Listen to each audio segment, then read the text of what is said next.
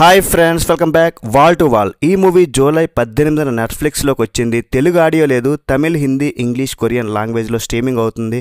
ఫ్యూచర్లో తెలుగు ఆడియో వస్తుందో లేదో కూడా తెలీదు. ఈ మూవీ రివ్యూ చేయమని కూడా అడిగారు, బట్ నాకు ఖాళీ లేక చేయలేకపోయాను.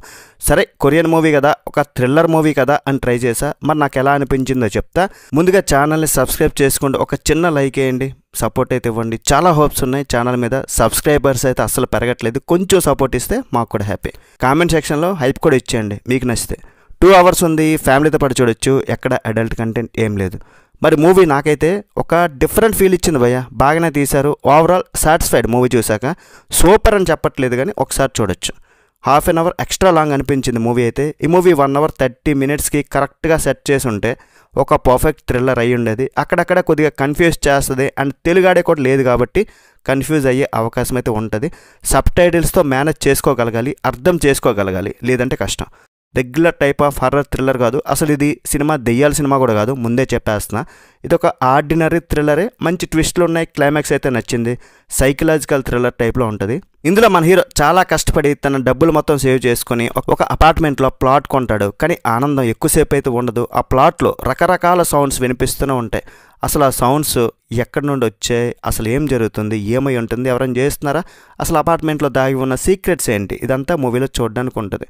ఈ మూవీని స్టార్ట్ చేయడం మంచి ఇంట్రెస్టింగ్గా చాలా బాగా స్టార్ట్ చేశారు. చాలా గ్రిప్పింగ్గా ఉంటుంది. సస్పెన్స్ మిస్టరీ ఏదైతే ఉందో లాస్ట్ వరకు కూడా బాగా హోల్డ్ చేశారు. కొన్ని సీన్స్లో టెన్షన్ పుట్టించారు. అంతా బాగానే ఉంటుంది. బట్ రిపీటెడ్ సీన్స్ అయితే ఎక్కువ అయిపోయినాయి. Bit coin subplot, real estate గురించి కొన్ని సీన్స్ ఉన్నాయి. అంటే స్టాక్ మార్కెట్ టైప్లో అవే మైనస్ అనిపిస్తాయి. ఏమో కొంతమందికి నచ్చొచ్చు ఏమో, కానీ నాకైతే అంత ఎక్కలేదు. హీరోకి వచ్చే డ్రీమ్స్ కూడా రిపీటెడ్గా అనిపిస్తాయి. అది ఫస్ట్ 1 hour వరకు బాగా తగ్గించుంటే బాగుండు. ఫస్ట్ హాఫ్ లాగ్ అనిపిస్తుంది. అండ్ క్లైమాక్స్లో వైలెన్స్ ఉంటుంది. ఫైట్స్ అలాంటివి ఏమీ ఉండవు. చిన్న చిన్న బిట్స్ ఉంటాయి అంతే. ఎవరు యాక్టింగ్ కూడా ఎంచడానికి అయితే ఏం లేదు. ముఖ్యంగా హీరో అద్దరు కొట్టేశాడు. విలన్ బాగా చేశాడు. బ్యూటిఫుల్గా పిక్చరైజ్ చేశారు మూవీని. అపార్ట్మెంట్లో ప్రతి షాట్ కూడా చాలా బాగా కనిపిస్తుంటుంది.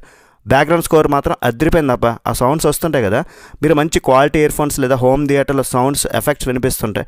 మరి ఫైనల్గా చెప్పాలంటే మాత్రం స్టోరీ బాగుంది, బట్ ఎక్స్ట్రా లాంగ్ కూడా ఉంటుంది. ఒక్క డిఫరెంట్ థ్రిల్లర్ని విత్ ట్విస్టులతో ఒక మంచి మూవీ చూడాలంటే చూడొచ్చు. బట్ తెలుగు ఆడియో లేకపోవడం కొంచెం నిరాశ. ఎక్స్ట్రా లాంగ్ ఒక 30 minutes అనిపిస్తుంది అంతే. రేటింగ్ ఇవ్వాలంటే మాత్రం 3/5. That's it guys. రివ్యూ నచ్చితే ఒక లైక్ వేయండి చాలు. నెక్స్ట్ వీడియో మళ్ళీ కలుద్దాం. బై బాయ్ అండ్ జై హింద్.